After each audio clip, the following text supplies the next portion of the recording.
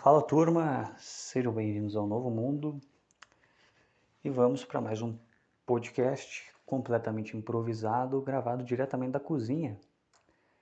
E eu não estou com nenhum assunto em específico, mas é de manhã, então tá todo mundo ou dormindo ou fora de casa, porque os vizinhos estão fora de casa, então isso ajuda bastante. Então eu tô aqui tranquilo nas minhas férias, entre aspas. E é isso aí, vamos que vamos. E hoje eu tinha um monte de ideia para falar, um monte de coisa. E hoje, quando eu resolvo gravar, aí não tem nada. Aí tudo desaparece. As ideias elas aparecem à noite. De manhã eu não quero ter. Eu não sei o que acontece, que o cérebro ele não quer ter ideias de manhã. E aí fica esse negócio preguiçoso que não pensa direito. Como é que a gente conseguiu ser a espécie que dominou o mundo com um cérebro tão com um cérebro tão lesado desse jeito, que não consegue fazer nada direito, não pensa na hora que tem que pensar, não age na hora que tem que agir. É um amontoado de massa cinzenta, cheio de trauma, cheio de vícios que não precisa mais ter, mas na hora de pensar e não vai, não funciona, não quer. Por exemplo, sei lá, pega ficar sentado, falar, é antinatural ficar sentado estudando. Tá, mas é o que tem para hoje. Será que não deu para entender que é isso? Será que não deu para entender que é isso que tem para hoje? Pensar é o que tem para hoje. Quando é que o cérebro vai entender que ele tem que evoluir? Não, é que a gente foi feito para caçar e meter a pica, que a gente foi feito para correr e pegar animais. Tá, caramba, já faz uns 100 mil, já faz aí o quê? Já faz uns 5 milênios que ninguém mais faz isso. Será quando é que que a seleção natural vai agir e vai bater na porta e falar, ô amigo, não precisa mais. Sabe essa ansiedade, sabe esse impulso de sair por aí caçando, acabou? Pode ficar tranquilo, não precisa mais. Quando é que vai acontecer isso? Porque em 5 mil anos ainda não aconteceu. Em 5 mil anos ainda tá essa mesma bosta. Mas o que é? Eu tô falando isso também porque eu enchi o cu de café e aí eu não consigo pensar direito, porque o café faz a energia bater lá em cima e você não consegue raciocinar corretamente. O que também é esquisito, né? Porque o café, em tese, ele devia aumentar a concentração e não diminuir.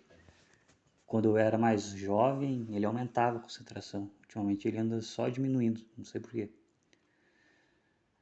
Inclusive, se alguém aí conhecer alguma coisa que possa substituir o café em concentração, não sendo uma Ritalina da vida, que eu também não quero ficar demente só por umas horinhas a mais de concentração, mas se alguém souber, comenta aí. As três mesmas pessoas que sempre comentam. E é isso aí. E o que mais tem para falar? Eu estava pesquisando ontem sobre a Idade Média. Não sei por que deu vontade de pesquisar sobre o fim da Idade Média ontem. Mas deu um estalo assim, literalmente do nada. E eu fui lá pesquisar o fim da Idade Média. E, para minha surpresa, a Idade Média ela terminou por causa. Ela começou a ruir depois da Peste Negra, que tinha acontecido lá por anos de 1300 e alguma coisa. E aí a Idade Média ela terminou em 1400. Foi ali que foi o fim de tudo, que começou a despirocar a porra toda. Claro que não foi ali que terminou, mas ali foi o início do fim. Que coincidência, né, cara? E hoje a gente tá vendo uma coisa parecida também. Parece que. Ah, também tem que a gripe espanhola ela aconteceu o quê? Em 1917. Parece que as pandemias elas são prelúdio, né? Prelúdio de um grande desastre muito maior, que não tem nada a ver com pandemia. Porque, ou não, né? Não um desastre, porque o fim da Idade Média, eu não sei se foi um desastre, se não foi. Tem gente que fala, a maioria das pessoas fala que foi a Idade das Trevas, mas sempre tem uns falando, não, na verdade foi uma época muito fecunda e não sei o quê. Eu não sei. Qual época será que era melhor para viver? A Idade Antiga ou a Idade Média? Porque a Idade Antiga era, em tese, era tudo liberado, as pessoas podiam pensar mais, era um mundo mais racional.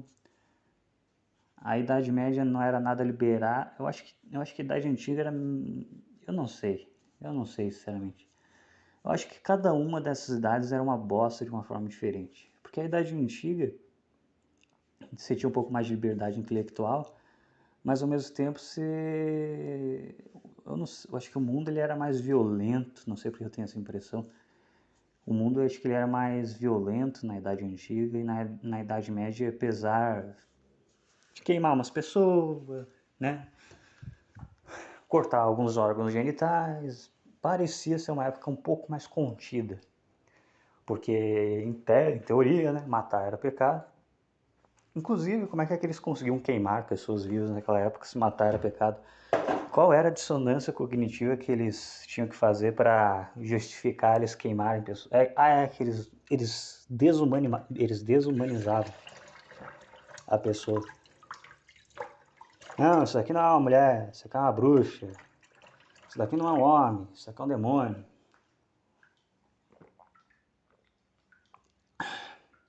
É o que sempre aconteceu na história, no fim das contas. Na Idade Antiga, acho que eles faziam, tipo, ah, não, isso daqui não é um ser humano, isso daqui é um escravo. Eles faziam isso. É desumanizando o próximo que você conseguia meter no cozinho dele sem existir remorso. Mas por que eu estou falando disso? Porque eu pesquisei a Idade Média, né, no passado.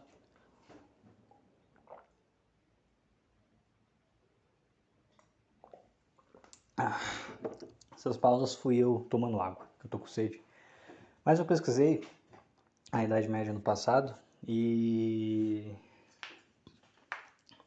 é isso. Aí descobri quando que ela caiu. E uma coisa que me vem que me vem fazendo refletir é quanto pessoas podem influenciar na história, quantas pessoas, como indivíduos, podem fazer uma grande mudança na história ou não podem.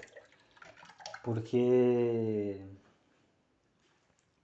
se bem que eu tava com essa ideia de que algumas pessoas elas conseguem fazer uma grande mudança na história, mas será mesmo que consegue? Será que às vezes não é só o caos, a aleatoriedade do mundo? Porque o que fez a Idade Antiga cair e a Idade Média acontecer?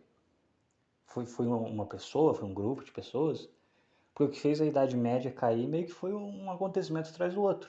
Não teve uma coisa específica. Então eu não sei. Mas eu ainda vou fazer um podcast só relacionado a isso. Só que não vai ser agora. Talvez eu faça mais tarde. Ainda hoje, talvez eu faça outro dia. Mas por hora eu vou deixar esse assunto na gaveta. E entrando, mudando completamente de assunto, eu estou em NoFap novamente. Eu sei que eu estou falando isso. É cansativo, né?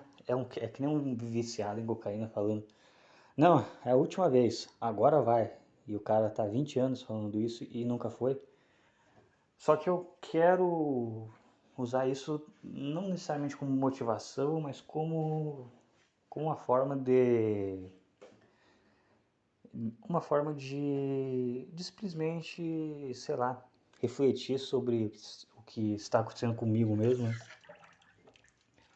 Porque uma das coisas que sempre me fez falhar em parar, realmente parar, ficar meses sem, para ver realmente qual que é que eu nunca sentia firmeza nas explicações científicas e racionais para parar com isso. E as explicações religiosas nunca me convenceram muito porque a minha fé não é muito forte. Ela existe, eu tenho certas, digamos que não é provas, mas assim, algumas coincidências, eu não sei nem se eu já cheguei a falar aqui, que me fazem pensar sobre essas coisas. E Então, assim, eu tenho uma fé, mas não é tão forte. Então, eu acabo não conseguindo só pela fé realmente abdicar desse vício. Então, eu preciso de uma explicação racional falando, ó, se você deixar de fazer isso, a sua vida realmente vai ficar muito melhor. E, por mais que eu tenha uma experiência empírica que, sim, quando eu fico bastante tempo sem bronhar, parece que as coisas fluem melhor, parece que eu tenho mais energia, eu durmo melhor e eu acordo mais disposto. São coisas que assim eu não vi na internet, eu testei, eu posso comprovar. Por mais que isso aconteça, eu ainda preciso de uma explicação científica falando por que funciona, por que isso, por que aquilo. E eu achei algumas interessantes nos últimos dias. E agora eu vou explicá-las aqui. Eu vou deixar aonde eu achei, onde eu li isso, como tela de fundo do podcast, caso você queira ler também. E essas pausas sou eu bebendo água. Eu tô com muita sede. E, para começar, tem a questão da prolactina. Vamos pelo senso comum que é melhor.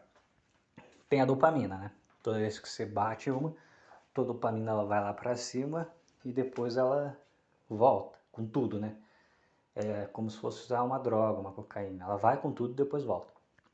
Isso por si só é ruim porque faz você ficar menos motivado, porque a sua dopamina, quando ela sobe muito rápido e desce muito rápido, o seu cérebro se acostuma com esse padrão e é como se... É tipo o mercado financeiro, sabe? Tem aquelas velas, aqueles candles, né? Pega daí quando alguma coisa, uma Shiba, uma BNB, um Bitcoin, ele sobe 1000% em 2 dias, não dá aquela coisa que o resto do gráfico ele fica achatado, ele parece uma coisinha de nada, enquanto a subida rápida parece um negócio estrondoso, imenso. Então, isso é... Deixa eu ver se está gravando nada. Isso acontece com o nosso cérebro também. Então, quando a gente tem muitos picos de dopamina, o cérebro se acostuma e acha que aquilo é o normal. Então, comer um doce, ver um filme, conversar com uma pessoa, principalmente conversar com pessoas, acaba ficando sem sentido, você não vê sentido em fazer isso. E daí você acaba ficando letárgico, sem motivação e triste a longo prazo. Só que não é só isso, porque isso por si só não me convencia muito. Tem outra coisa, que é aquela questão da testosterona. E não é porque a testosterona ela vai aumentar se você ficar sem bater uma punheta. Não, mas os receptores, eles vão ficar mais suscetíveis a receber os receptores de testosterona que você tem no corpo, eles vão aumentar, não a testosterona em si. Então você vai ficar mais suscetível aos efeitos da testosterona que você já tem se você parar de bater uma. Então, porque eu não sei, aí eu não entendi direito aquela explicação, mas é como se a dopamina é como se os receptores de estrogênio tivessem muito relacionados à dopamina. Eu não sei explicar direito como é que funciona, mas é alguma coisa nesse sentido. E a testosterona ela fica mais, como é que eu posso... Eu vou ter que já entrar na prolactina, que senão eu não vou conseguir explicar isso. A prolactina, ela diminui a sua testosterona por tabela, porque ela quer diminuir a sua libido.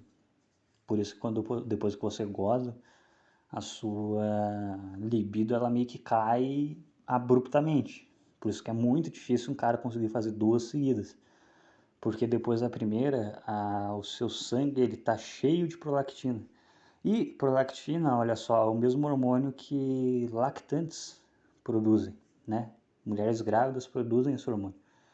E ou seja, é um hormônio feito para literalmente produzir leite para o bebê.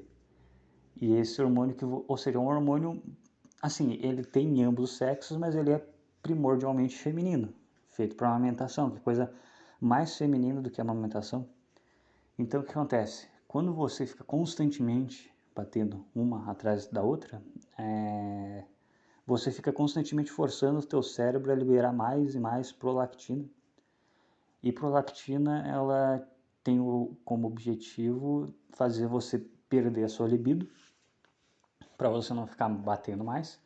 E, além disso, ela... Ela... o que ela faz? Por tabela, ela reduz a sua testosterona também. Porque aí a sua libido ela cai. Pelo que eu entendi, eu não sou cientista, eu nem sei se isso foi escrito por um cientista. Mas é uma explicação no mínimo interessante. Então, quando a prolactina ela cai, você você você o quê? Você fica com a testosterona baixa e a prolactina, se não me engano, acho que para ela realmente sair do corpo, eu acho que demora uns 4 dias, pelo que eu li, mas pela minha experiência empírica, um dia é o suficiente para a maioria da prolactina sair, entendeu? Só que o problema é que o cara que é coomer, ele fica todo dia nessa. Então, por mais que em um dia o problema, a maioria desse excesso de hormônio de prolactina, que a prolactina ela vai estar lá sempre, só que não em picos. O que faz os picos acontecerem é a masturbação. Então, o que acontece quando você resolve. Então, o que acontece quando você é um coomer desgraçado e você fica o tempo todo nisso? Você fica fazendo esses picos acontecer constantemente e os seus níveis hormonais nunca retornam ao que eles deveriam ser normalmente. Só que até aí tudo bem, porque a sua libido vai cair depois que você bronhar e daí vai demorar um tempo até você querer de novo. E aí que entra a pornografia para foder a porra toda, porque com a pornografia você consegue burlar, você consegue hackear esse sistema natural do cérebro para que ele consiga mandar mais libido para você, mesmo hormonalmente falando, você já está meio destruído. Tipo, o seu corpo ele já não precisa mais ficar excitado. E aí entra esse combo monstruoso de pornografia, masturbação e desregulação hormonal, que é a tua dopamina está constantemente sendo estuprada, a sua prolactina está constantemente sendo elevada, a sua testosterona sendo jogada lá pro chão constantemente, porque é uma das formas do seu cérebro tentar fazer você parar de bater punheta, é jogar a tua libido e a tua testosterona por tabela lá no chão. E aí você vira ser a longo prazo, talvez a curto prazo não, mas a longo prazo não é, acho que não é exagero dizer que isso te destrói até certo ponto. É claro que não vai destruir que nem um alcoólatra, que nem um adicto em cocaína, só que não é exagero dizer que alguma coisa ruim vai ter em fazer isso todo santo dia. E se você é comer, você faz isso todo santo dia. E imagine fazer isso todo santo dia desde os 12, desde os 13 anos. Entende? Junta isso com alimentação ruim, junta isso com estrogênio no plástico, junta isso com a comida moderna, onde é tudo. Parece que tudo foi feito para te deixar uma bicha. Tudo foi feito para hormonalmente te castrar desde que você é uma criança, hoje. Aí junta tudo isso e não preciso nem dizer que o estrago está feito na maioria das vezes. Eu não sei, eu arrisco a dizer que se eu tivesse uma alimentação mais viril, se eu não entrasse, se eu não fosse um coomer, não tivesse entrado nessa vida de coomer com 12, 13 anos, eu não sei nem se até o formato do meu rosto não ia ser mais, sei lá, mais quadrado, mais viril. Talvez não, talvez fosse genética. Só que, sei lá, cara, pega um cara dos anos 40, 50, que não tinha nada disso, não tinha estrogênio, não tinha alimentação ruim, não tinha os valores sendo destruídos. Ele não precisava aprender a ser homem, porque ele nascia em um mundo predominantemente masculino e ele aprendia a ser homem desde o berço. Pega a foto de qualquer cara desse, dos anos 50, dos anos 60, dos anos 40. Pega a feição desses caras, não é uma feição diferente de hoje, parece que é uma feição mais bela, mais orgânica, mais, eu não sei, mais estética, mais máscula, naturalmente. Se bem que se você pegar um cara, sei lá, do século XIX, por exemplo, ele não vai parecer uma confeição tão máscula, tão bela. Só que o século XIX foi um século também onde a maioria pelo menos a aristocracia, ela era impelida a ser efeminada, né? Ser másculo era visto como algo meio pobre no século XIX. A aristocracia da época, que eram as pessoas que podiam ter dinheiro para tirar uma foto, elas não faziam trabalhos pesados. Então eles eram efeminados porque era bonito ser efeminado naquela época. Mas então eu não sei. Tá aí a explicação. Eu quero ver se faço podcasts mais curtos, porque daí as pessoas têm saco de ouvir até o final. E fica aí a reflexão. Eu nem sei se tudo que está aí é verdade, mas não deixa de ser um bom contraponto a quem fala se masturbe para não ter câncer de próstata. Então é isso aí. Ficamos por aqui. Fui.